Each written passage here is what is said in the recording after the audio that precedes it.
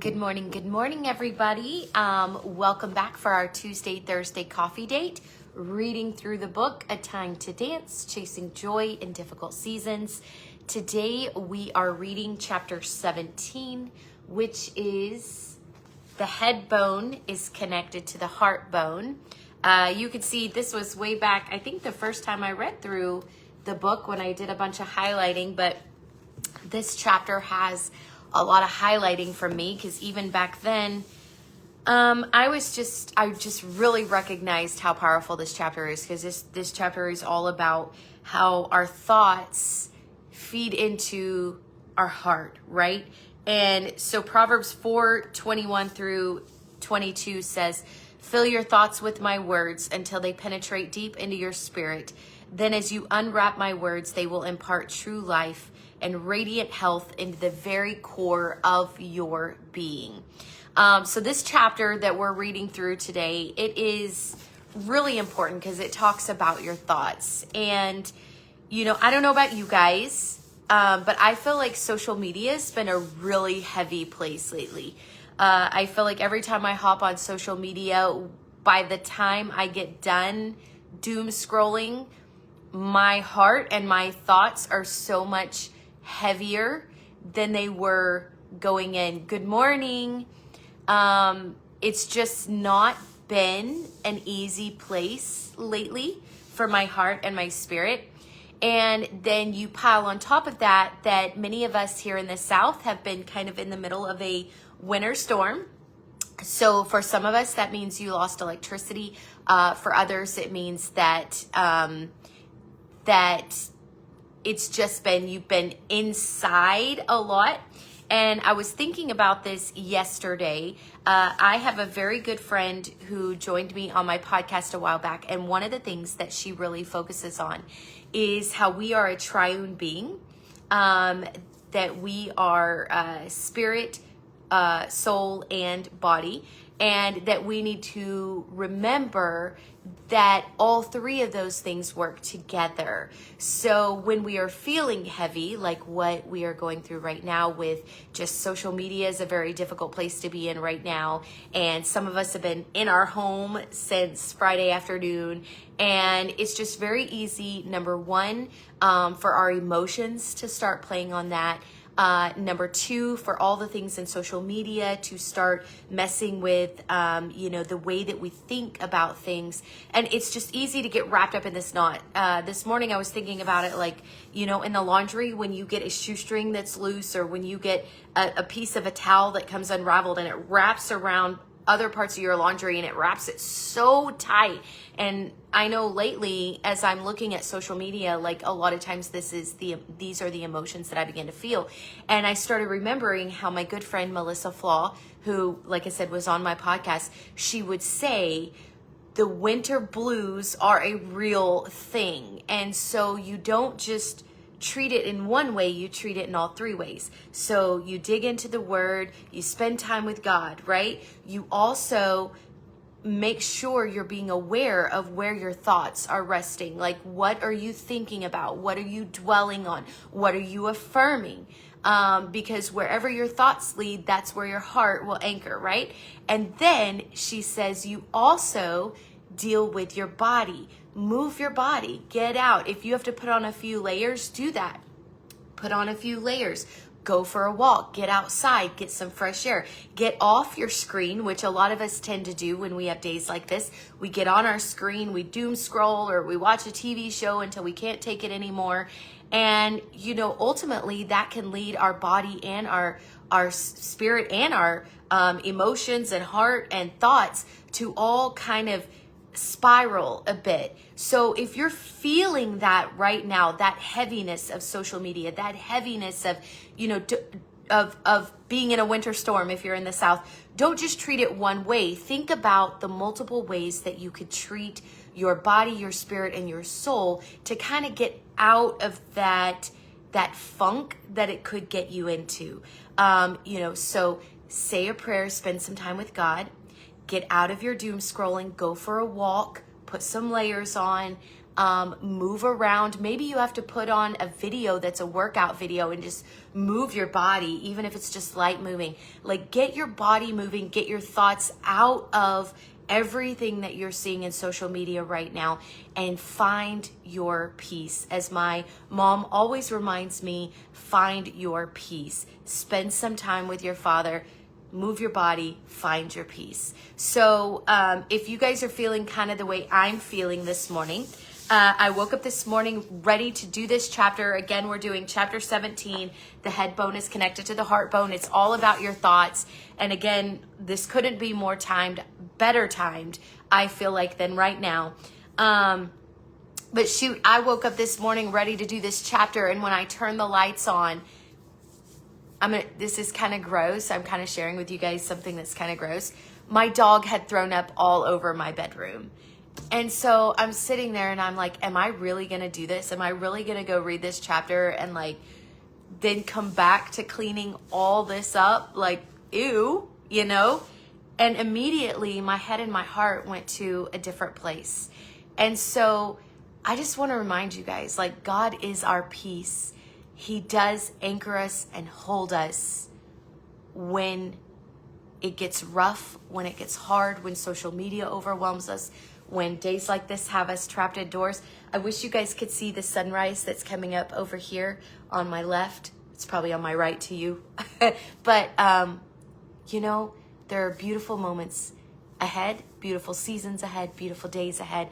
And today has so many beautiful things in store for you. So don't count it out just because of what it looks like around you. Get in your peace and sit with your Father. Now, that said, I wanted to remind you guys, I see some of you hopping in, hopping out. I wanted to remind you that we upload all the replays of this on YouTube on Shannon Singh Ministries. So I totally understand if you have to hop on, hop out, if you can't hang for the whole thing, because this is kind of a really long chapter. So if you have to hop out and you do want to hop back in and catch the rest of the chapter, you can go out there on YouTube under Shannon Singh Ministries and you can catch the replay. I will have it uploaded by this afternoon. So you could always go out there and you could catch the replay if you have to hop out. Otherwise, hang with me and we're going to read through chapter 17. The head bone is connected to the heart bone. Here we go. I'm going to take a quick sip.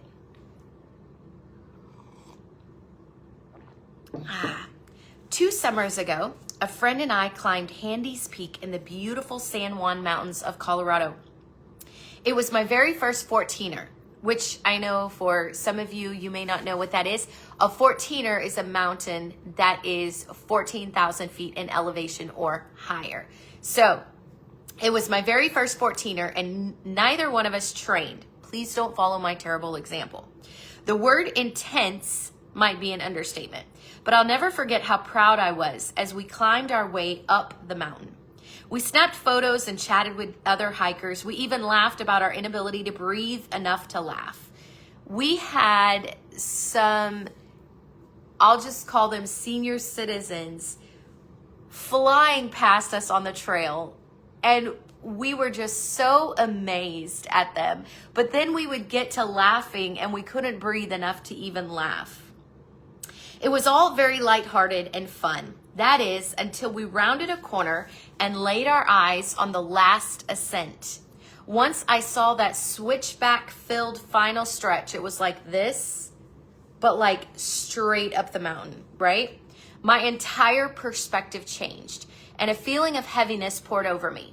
Instead of delighting in how far we had come, I quickly felt overwhelmed by what lay ahead, and my heart began to sink.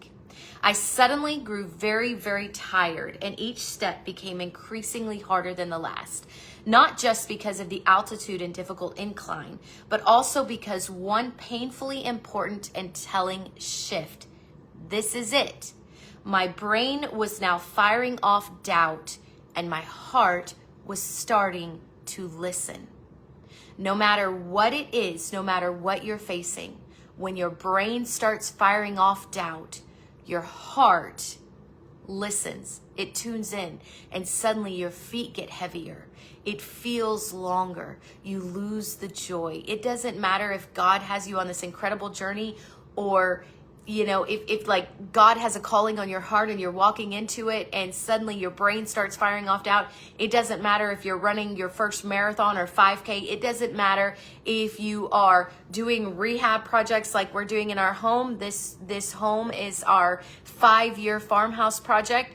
But I will tell you that when I start thinking we're never going to get through this, I'm never going to make it. It's always going to feel chaotic. It's always going to feel hard. I'm not going to make it. Whatever it is that you're sitting in right now, that your brain is firing off doubt, your heart's going to start listening. And suddenly your feet feel heavier to pick up. And it's harder to move into that next step because our thoughts have power. Especially when we don't grab them and remove them, we affirm them and we allow them to take root. Our thoughts have so much power. Thoughts are a powerful thing, aren't they? We can stand midway up the mountain and delight in how far we have come, or we can stand midway up the mountain and feel completely overwhelmed by how far we still have to go. I don't know about you guys, but healing to me can feel like this sometimes. I can stand in the middle of my healing and look back at how far I've come and be so overjoyed. Oh my gosh, this is amazing. And then I can have a really bad moment or a day or even a bad week, and I could be completely overwhelmed by how much healing I still have to go. And whether or not I water those thoughts will determine my next steps and how I sit in them.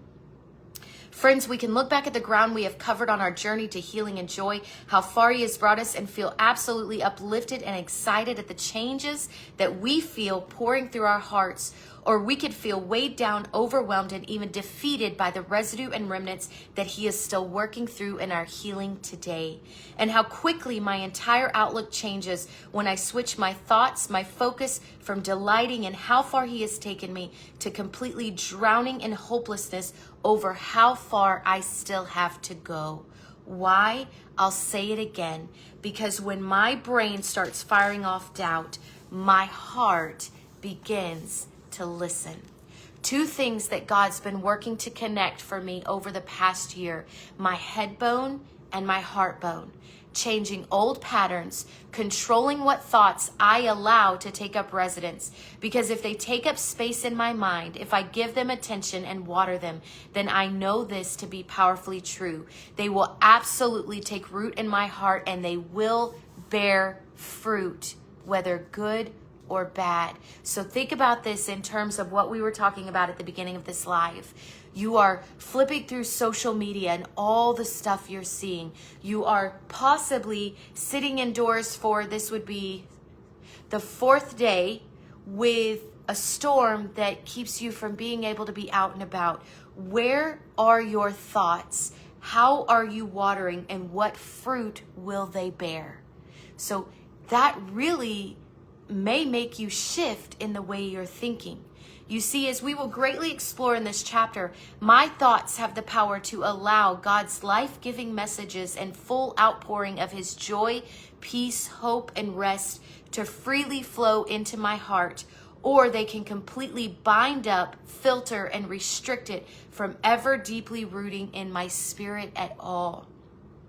And that is why He has encouraged me to continually dive deeper into this connection in my own life over the last year. Because guarding my thoughts equals guarding my heart.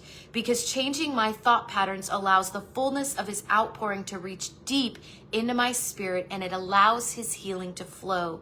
As Proverbs 4:23 reveals, the feelings and thoughts that I decide to water and allow to take root, the place where I choose to anchor my heart, will undoubtedly affect not just a little of me, but all that I am. So friends, if we're standing midway up our mountain and our knees are beginning to shake, here is our chance, our invitation to pause and evaluate what thoughts we are letting in and what thoughts we are choosing to filter out. We are choosing to anchor our trust and our hope. Where? What seeds are we choosing to water today? You see, God is calling us to look back over our journey and be encouraged by the truth.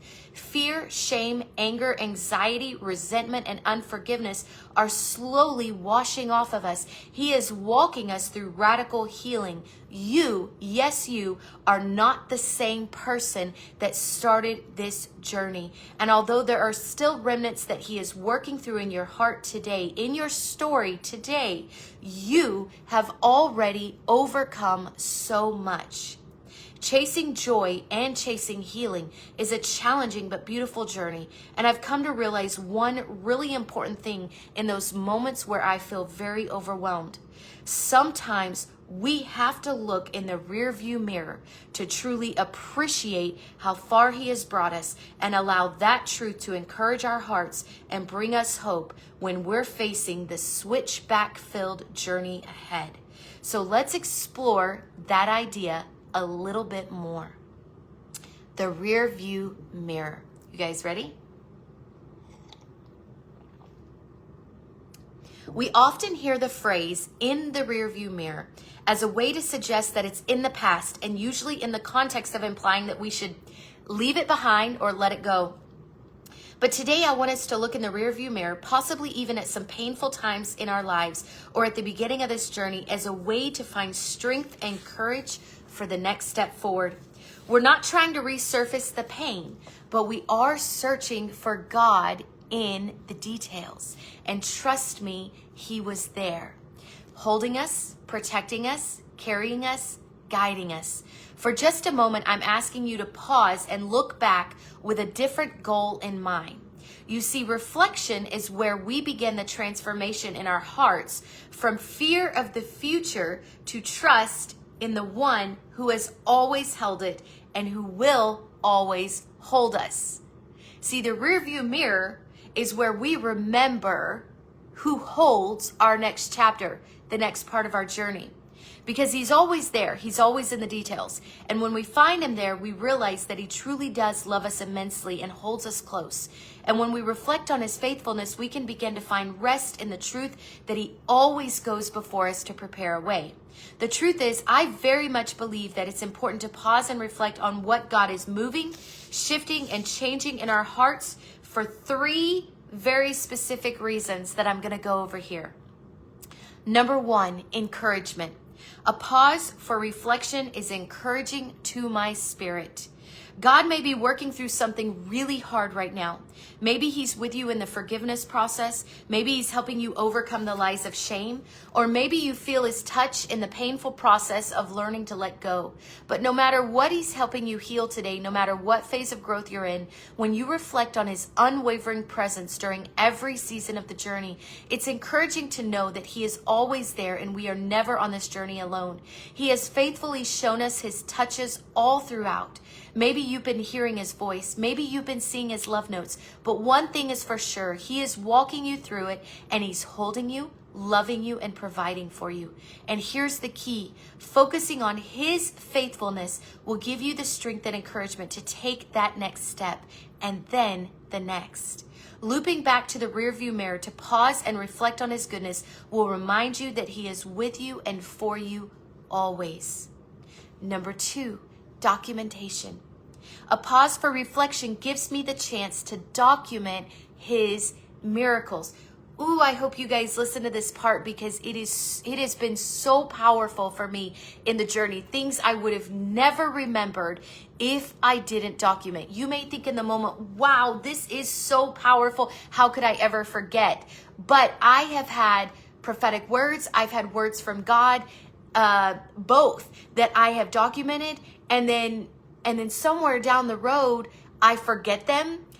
And then when the miracle happens, when that prophetic word comes true, God brings me back to that place where I documented it. Sometimes it's in my Bible, sometimes it's in my journal, wherever it is. And it's this incredible aha moment. And usually it's right in the middle of, like, I'm struggling through a season and I'm struggling to hold on to hope and I'm struggling to hold on to faith. And God brings me back to this. And it's like this, remember, Shannon, we've been here before. We've been in this space where you were scared. We've been in this space where you didn't know if you could trust me. We've been in this space where you didn't know if you were hearing my voice. We've been in this space where you were shaky or anxious about the future. And look, this is what happened. I held you and I came through for you. Remember that? Okay, now take that next step with me, right? That's how powerful documenting your journey can be, because God uses it. So here we go. A pause for reflection gives me the chance to document his miracles.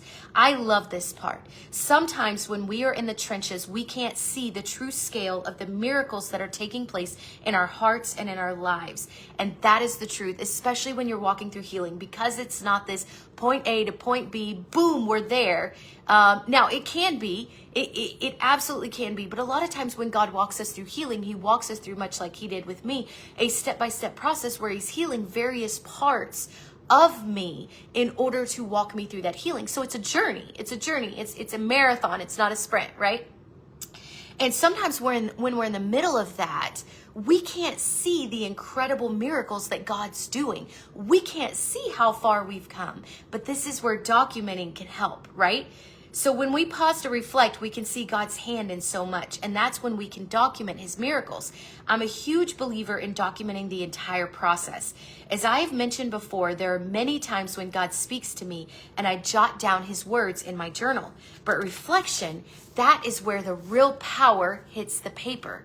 When I reflect back on everything Jesus has done in a situation, in my heart or in my life overall, I am totally overwhelmed by what I see. A bad day can't hold weight when we reflect on how much God has brought us through and how much he's done within us, for us, and through us. A bad day feels so overwhelming until we go back and put it through the filter of what God has done in us and through us. It doesn't really matter how you document. I have notes in my Bible, notes in my journal, notes on my blog, and other places as well. It's completely up to you. But here's the second important key behind reflection. As you look back and document the beautiful miracles that took place, the undeniable fruition of his promises, and the incredible evidence of his presence in your life, it will truly deepen your understanding of his heart and the depth of his love for you. And spoiler alert, it's a lot.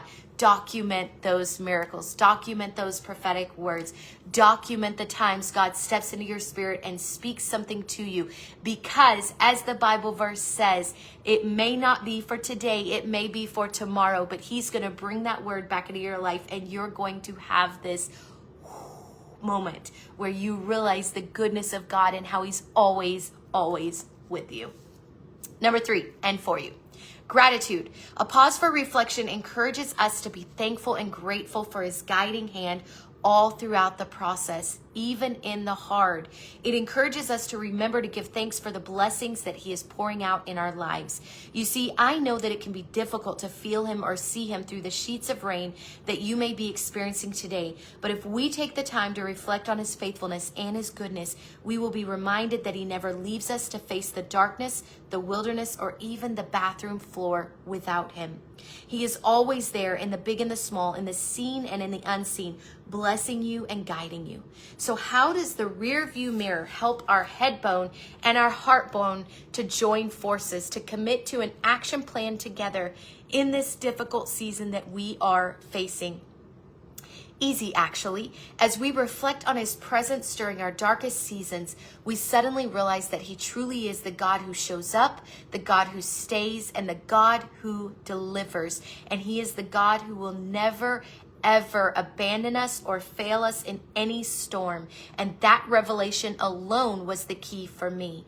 Because you see, here's where I partner with God, okay? He will never leave me. He will never abandon me. He will come through for me.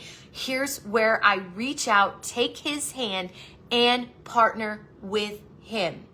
If I choose to use what I know about the character of God, about what I know about who he is, to take action in my life, to make small steps daily to anchor my thoughts to his truths, to these truths, then this shift in my head bone will have incredible and life-changing effects on my heart. This is where I reach out, I take hold of his hand, and I choose to partner with him in my journey in healing. I choose to anchor myself, my thoughts, my heart, where I allow everything to lead, what I allow to anchor, what I water. I actively choose how I allow that to take place based on what I know about the character of God. He is with me. He is for me. He's already been in my next chapter. He walks ahead of me. He protects me. He holds me. He guides me. I am safe. Now anchor all of this in that and in him. In essence, here is the reason why I always loop myself back to the rearview mirror when I feel the most alone or afraid during a difficult season.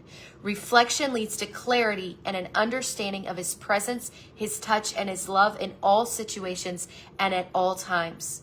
That understanding leads to a deepening of our relationship with him and our trust in him and his plan for us, solidly anchoring my heart to his. Our deeply personal relationship that comes from that space of deepening in him. Our personal relationship with him gives us the courage and strength to change behavioral patterns such as painful and restricting thought processes. If you are struggling in that space of changing that thought pattern, continually bring it back to him. He will do the work within you, okay? He will do the work within you and help you change those thought patterns. Changing those thought patterns, exchanging them with his truths, allows us to fully experience the outpouring of his love, peace, hope, joy, and rest. Fully experiencing this outpouring of his heart continually leads us into a deeper and more personal relationship with him and an even greater understanding of his heart. Revelation, which we're going to talk about a lot a little bit later. I have an exciting message for you guys on Revelation. And an even greater understanding of his heart, which further reinforces and securely anchors our heart to him. In other words, reflection has the power to spark a never-ending flow between my spirit and his. So it just continually cycles us through his heart, which helps us flush all the untruths, flush all the anxiety, flush everything that we're terrified or afraid of. If we continually are led back into his presence, it flushes everything else out. His presence is the key. A relationship with him is key. We will never have the power to faith it until we make it. Continually cycling ourselves, holding ourselves back in his presence is where we flush all the other stuff and we sit in his peace, his rest, his hope, his joy, because he is peace, joy, rest, hope, and love. Okay, this life-changing flows renews my spirit and hope and encourages change in my processing and patterns, allowing the full flow of his healing and love to reach my heart. I encourage you today to take time to pause and truly reflect. Reflect on his love, reflect on his guidance, reflect on how his hand has never left you and his heart has always held you close. Reflect on what he is teaching you and speaking into you, and then take a moment, look in the rearview mirror and document those miracles today. He's an amazing father and he loves you very much. No matter the season, whether you're facing a storm and find yourself whether you're facing a storm or find yourself basking in the warmth of a beautiful day, your God is ever present. And when we pause to reflect, we can see his touch in every aspect of our lives. And that reassurance will pour hope, courage, peace, and rest into your heart today. So now we're going to move into the next part of the chapter in the everyday. So here's how we work on those thoughts, that head bone and that heart bone connection in the everyday. Here we go. But what if we're not in this deeply painful head bone, heart bone cycle? How does this filtering process apply to our everyday lives and not just healing, right? What if in reflection we find that our thoughts are often taking us down paths that we know are unhealthy? Okay, I will be the first to admit social media has had me in this place for the last few days. Like, I know it's unhealthy. I know the thoughts going through here are not helping this part, but I've been like struggling to pull out of that, to not water those, right? The truth is, the actions that we choose to take in our daily lives, and not just in our difficult seasons, still have great influence over what is allowed to take root in our heart and how it feeds our spirit. It's a muscle. We have to train it. This is a muscle. This is a muscle. The way they work together, all of it, it's a muscle. We got to train it. We got to train this head bone to filter out, to grab hold of anything that isn't of his heart and isn't for us, okay? You see, when we strive to no longer sit in thoughts of anger, resentment, boasting, jealousy, or negativity towards each other, it has tremendous power. And let me just add, all that other stuff is heavy, so very heavy, so very heavy. When you can release it from your heart, the freedom and joy that you begin to feel is truly life-changing. Let me share an example from my own journey. Some years back, I was deeply, deeply hurt by a friend. Every time I thought of that friend, I would dwell on the hurt this person had caused. I would review the situation in my mind, playing it back like a movie reel. And even worse, each time I saw them, my heart would squeeze with unforgiveness, anger, and resentment. When God confronted me about my thought patterns and my unforgiveness, I started to actively try to change my approach to the situation. For instance, when this person would enter my mind, I would not allow myself to dwell on what had happened, but rather I would think to myself, I forgive you, and I hope that you are having a beautiful day and doing well. And I won't lie, that wasn't always easy. Honestly, sometimes the anger and the unforgiveness feels so much easier on the lips and on the heart. But what I found was that by changing my thought patterns, I actually began to change my heart towards that person. After a while, I could bump into them in the grocery store and all those old wounds began to feel like distant memories. I found that my heart actually smiled at them. Yes, my heart, not just my face, not just fake it until you make it. My actual heart smiled at them. And inside, I began to feel joy at the fact that this weight had been lifted off my spirit. Right? Because that unforgiveness weighs us down and it creeps up in the most inopportune times, right when we feel this, we're just having a great day and joy and everything is going well and we're happy and we're at peace, and then and it just sucks it right out of the room, right? But while this is an honest example, I also realize that it could be quite oversimplified for your situation. Your hurt may run much deeper, or the circumstances may be much more complicated. In fact, your situation may not look like my example at all. Your new thought pattern may have to be something like this. This person hurt me, but I won't dwell on it. I have created a healthy boundary where needed, and then I gave the situation to Jesus. I will not allow my thoughts to drag me into a replay of the situation. I will not let and insert whatever negative feeling is associated with that space to root further in my heart because it hurts me. And that's okay. In some situations, controlling your thoughts may be achieved through creating boundaries. In others, you may lay it at his feet again and again, over and over. You may pick it up, lay it back down, pick it up, lay it back down, right? I've been through this as I worked towards forgiveness so that your heart can heal. Each situation could and will be different, but the main thing here is that you guard your heart. Be intentional about what you are watering in your mind and your thoughts, and ask the Holy Spirit to help you realign when you find yourself in the less than ideal lane, and just continually grow in your peace and joy in Jesus. Thought patterns are a challenging and yet necessary thing to address in our lives and on our journey to joy. It may be a funny play on words, but truly the head bone is connected to the heart bone. Whatever we nurture, whatever we allow to take up space, whatever we water and proclaim, whatever we speak with our mouth will most assuredly affect us mentally, emotionally, and spiritually on this journey. So I'm going to lead us into the next part of the chapter, which is deeply difficult seasons.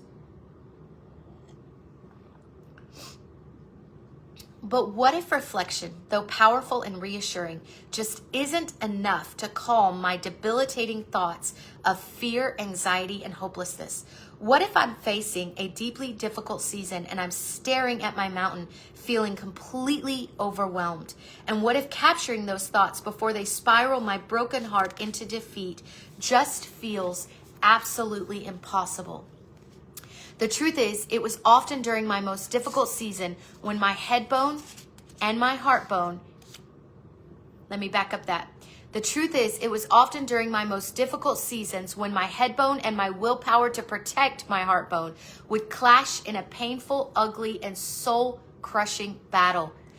My head bone would work overtime trying to calculate every risk, think through all the what ifs, and figure out all the ways to maintain full control of the situation. Because that's what we do. We go into like this survival mode in our head. I've got to figure it all out. I've got to think ahead. I've got to protect myself. I've got to put up a wall. I've got to, whatever it is, we go into full protection mode, right? Especially when we've been deeply hurt, right? And we try to prevent further damage. My willpower, on the other hand, would desperately wage war against these defeating thought patterns because I knew they were drowning my heart in fear, anxiety, and hopelessness instead of anchoring my peace in God's plan for me. So my heart would desperately cry out, I don't want to go there. I don't want to go there. But my brain was working in survival mode and it was like, figure this out. How do we build this wall? How do we create, right? So it's not that I didn't believe in the powerful truth behind the connection between my head and my heart. But when I would find myself absolutely drowning in joy-restricting thoughts, leading my heart to spiral into feelings of panic and pain, I simply didn't know how to take back that control, any of it. And that's why this part of the chapter is here, because I wanted to reassure you that you are not alone. And again, there is not something wrong with you. And oh, how I needed someone to say that to me so many times. You are navigating through a very painful and difficult season, and it's okay to not be okay. And I want to give you hope as well. There will be a better tomorrow. God is working in your situation right now. And while some of this chapter and this journey may deeply challenge you at times, here is the truth to which you can securely anchor your determination in even the most difficult moments. If you speak life into his promises and let them motivate you to dig deeper into your healing, if you continually pray over the process and let God move through it, when you eventually break through that life-restricting, joy-obstructing wall of defeating and debilitating thoughts, it will beautifully and indescribably set your heart free. It's your Moses moment. And yes, it's a journey. It's not a single moment in time, but it's your Moses moment. If you learn how to take control of your thoughts and how they're feeding and watering your heart, when you learn how to do that, suddenly it sets you free. And you don't live in that spiral anymore. Because I lived in that spiral for years. And when I learned that I had the power here to control what was rooting here, what was being watered and taking root here, it allowed me to catch that early. Now, I'm not saying I always do. I just told you guys, with everything going on right now, like my heart's been struggling a little bit the last 2 or 3 days, right? But here's the thing, like now I know there's a connection here to here, and I have the power to control what I water here and how it plants here. And so I have to be active in grabbing those thoughts and choosing what I do with them. Do I give them to God? Do I pray over them? Do I release them to the one who holds my next chapter? Or do I water them and drown my heart in fear and anxiety or whatever it is that they're doing? Now I'm going to pause for a moment and be completely honest and transparent here. Even though I know that joy doesn't come passively, that navigating the process of healing depends heavily on my willingness to be ready for what I water in my thoughts and how it feeds my spirit, sometimes in my most difficult seasons, it all just seems completely out of my control. Heavy even, very, very heavy. And worse, trying to rein it in began to feel like another job, another burden on my already grieving heart, and another failure. Please hear my heart. I am absolutely not trying to encourage or expect something of you that at times I felt too broken, to achieve myself. I'm not here to minimize your processing or to give you another overly simplified answer to your pain or fear. I'm only hoping that this part of the chapter will provide you with some encouragement for the journey ahead and some tools to take those first few steps. So if you're ready, let's jump in. This is your action girl part, right? If you've been hanging with me all through this book, you know I am an action steps girl and I need action steps. Here's your action steps part. Here is the resolution. I would first like to invite you today to make a resolution that you will begin to apply to a healthier filtering process with your thoughts. This doesn't mean that change will happen overnight, nor does it mean that all of your thoughts will be joyful or happy. It simply means if the thought serves your spirit well, water it. And if the thought harms your spirit and your heart, find the root. If it's rooted in unresolved anger, pain, resentment, jealousy, etc., pray over it and let God show you how to uproot it and replace it with something healthier. It's a resolution, not a commitment to perfection. It's making the decision that you don't want to stay in this place. You don't want to plant roots in this painful cycle, and you're committing to setting your eyes and your thoughts on where He's taking you over and over until you get there. Why? Because if He promises you that He's going to bring you through it, you can anchor your faith, your hope in His promises. Number 2, let's pray for discernment. Once you've made that resolution, I encourage you to pray over it daily. Ask God to give you discernment over your thoughts. Ask the Holy Spirit to give you divine wisdom and insights so that you may more easily navigate this part of healing. The truth is, sometimes in the tightly woven knots of pain, we cannot clearly see what is actually serving our spirit and what's hurting it. And sometimes we feel justified. We hold on to things that we know don't serve us well. Sometimes we carry anger and unforgiveness in our lives to give us thicker skin so that this kind of pain doesn't happen to us again. But we have to lay it all of it at His feet and ask Him what is serving our heart and what is breaking it. Because the truth is, He can pour peace, strength into us that will help us plant our feet on solid ground and create healthy spiritual, physical, and emotional boundaries without carrying all those heavy and painful reminders that are breaking us. Discernment. Pray over it, listen for His guidance, and if He shows you the source of harm in your thoughts or thought processes, let Him move through it and heal it. Do not hold on to things that are blocking you from the fulfillment of His peace, His joy, and the healing He is doing in your spirit right now. Number 3, processing your pain. Next, and very importantly, seek out a way or ways to process your pain. Do not deny it. Give it the space it needs and don't compare it or your process to others. If I can, I'd like to share with you a few ways that I learned to process my pain in my journey. First, I'd like to highly recommend professional counseling. But please also hear my heart on this subject. I'm going to say this really loud for the people in the back. Not all counselors are the perfect fit for all people. I encourage you to find one that makes you feel safe. Find one that challenges you in growth, but also encourages your heart and makes you feel heard, understood, valued, special, and important. If your counseling is not helping you grow or is leaving you feeling more lost, more hurt, more hopeless, or more misunderstood, it may not be the right fit for you. They're supposed to challenge you, but you're not supposed to leave there feeling defeated. You're supposed to leave there with more tools in your tool belt to be able to walk through this healing. Pray over direction and ask God to bring you the right counselor or therapist into your life. Secondly, I recommend finding a way to express your thoughts or emotions. Journaling is a great option for many, and it takes many different forms. I personally enjoyed art journaling a lot in my healing cycle. Maybe because I couldn't always find the right words, but for whatever reason, I could come up with an image. And I'm not an artist, okay? For me, drawing became a great way to work through my feelings in an attempt to better understand the root cause. In a season of raw and intense emotions, it helped me take pause in my reaction in order to process what I truly wanted to say. In the beginning, I kept my journal near me at all times. The time spent drawing out my thoughts and feelings often allowed just enough of a gap to take back control, calm my heart, pray, and decide what I wanted to do with the thought or feeling. Do I want to water it or continue to pray over it?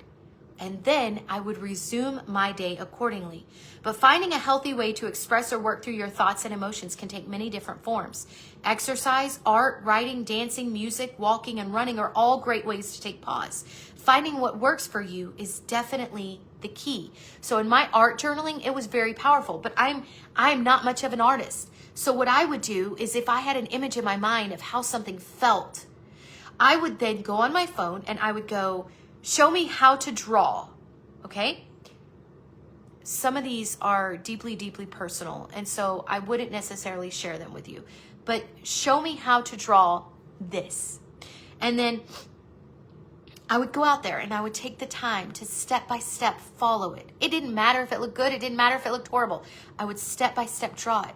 And then as I was drawing it and words would come to my mind, I would write those words next to my drawing. And it became a way where I could process my pain and begin to really think about, number one, what's the root cause? Am I super angry? What is the root cause of that anger? Where is it coming from? Number two, what do I want to do with that? How do I want to process it? And number three, what is the next step I want to take? What do I truly want? If I'm seeking healing, what do I truly want to do with this feeling? Because feelings are not great leaders. They are great at telling us, ding, ding, ding, hey, something here's bothering me, something here's affecting me. You need to take notice. You need to understand it. You need to find the root of it. You need to process it. But don't let necessarily give that feeling the driver's seat and say, okay, drive me down the road. Because if your true heart is for healing and you let your feelings take the driver's seat, they will not always lead you into the healing that you so much seek. You have to really, really take a moment to pause and go, this is what I'm feeling, process it, and then think about what do I want to water and where do I want to go in my next part of my journey. Okay, third, share your journey with people that you feel safe and comfortable with and ask them to pray over you. I cannot even begin to express how much this helped me. Remember, I'm the girl that kept everyone and everything at arm's length. I had a very, very small community of close friends and family that I knew I could trust, and they knew, and I allowed them in, and they knew what I was going through. But when I finally opened up to them, their encouraging words, messages of love, whenever they were checking in, and constant prayers over me constantly looped me back to the headspace that I wanted to be in. In some ways, those people not only encouraged me, but they kept me accountable. You see, when my head bone would begin to spiral, they would remind me who I was and where God was taking me. And all we have to loop back to is chapter 9 to know why their prayers meant so much, because we were never meant to carry it alone. So these people in my life that I trusted with this very tender space that I was healing in, they not only encouraged me and loved on me and held me, they also held me accountable to holding on to my healing. Where do you want to go, Shannon? Do you want to spiral in this? Do you want to water these thoughts? Do you want to let them take root here?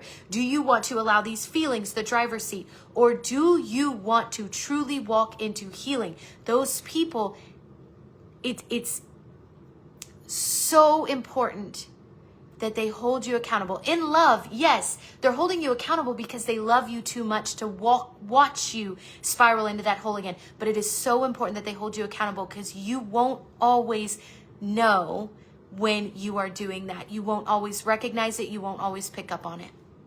Okay. Lastly, but most important, here's the truth. God will give you divinely placed people to walk the road with you and pray over you. Lastly, but most importantly, take it to your Father. He is so good and so faithful. He does not seek perfection. He knows your pain, and he desires to give you a more joyful rhythm in your heart. Cry out to him. Ask him to lift you, to meet you where you are, and to pour out his love over you. Whether you need encouragement and reassurance, discernment over a thought, or help to overcome a thought process or behavior, he will be there. And just to wrap this chapter up with one final encouraging food for thought, note to give you hope during this part of the journey.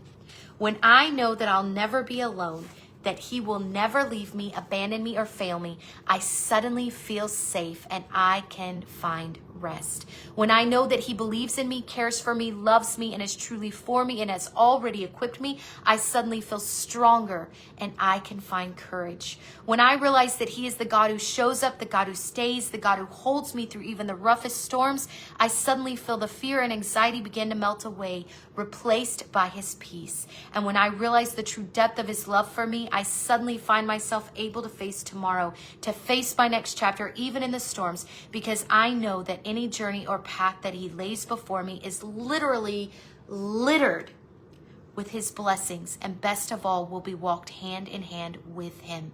Give him this battle over your head bone and your heart bone and continue to lean into him. He will see you through. So that's chapter 17. And I know you guys hung with me for a long time today. I appreciate it. For those of you that are watching the replay, I'm so grateful for you that you're here. The head bone and the heart bone was a long chapter, but it is such a vital and important chapter. I just couldn't cut any place short. Like, it's all important. It's all important to remember. So if you're struggling right now, like I have been over the past week, walking through this, social media is heavy. I've been in the house for 4 days. This is a lot. Remember, what you water here takes root here. Find your peace, find your joy. Chase God's heart, sit in a space with him, get in the word, put on some clothes, a pile of clothes, go for a walk, move your body, exercise, cook if you have a new recipe that brings you joy. Whatever it is, what you water here is going to take root here. So if it all feels heavy right now, remember, give it to him, give it to God, and choose what you're watering today.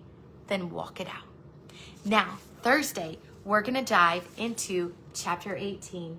God doesn't make mistakes. This is a very fun chapter about when I began to realize that I am not a mistake. Who I am, my identity. I am not a mistake. I'm made with purpose, and it's okay to love who I am. I don't have to look like someone else. I don't have to be like someone else, walk like someone else, talk like someone else. Who I am is a gift, and who you are is a gift that this world so desperately needs. So chapter 18 is for you, and we're going to journey through it together on Thursday. As always, thank you for being here. If you have a few seconds, drop me a comment or leave me an emoji. It lets the algorithms know this is good stuff, and I hope you feel like this is good stuff, and I hope you guys have a beautiful and blessed Tuesday and Wednesday. I'll see you back here Thursday morning.